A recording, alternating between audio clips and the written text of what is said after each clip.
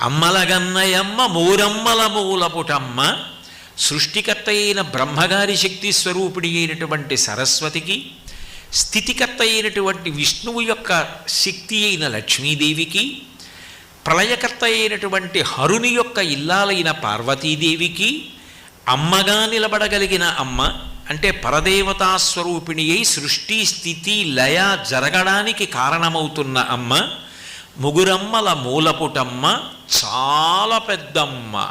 ఎంత పెద్ద అమ్మ అంటే ఆవిడ ఎప్పుడుంది అంటే పూర్వజ. ఈ సృష్టి ఎప్పుడుందని నువ్వు అంటున్నావో అంతకన్నా ముందు ఆవిడుంది. ఈ సృష్టి ఎప్పుడు మహాప్రళయంలో లేకుండా పోతుందో అప్పుడు ఆవిడుంది. మరి అప్పుడు ఉండి ఇప్పుడు ఉంటే ఆవిడ చాలా వయసులో పెద్దది కదా. అంటే నిత్యయవ్వన. ఆమెని కాలం ఏం చేయదు, కాలమును ఆమె చేస్తుంది. కాలము కూడా ఆగిపోయేటట్టు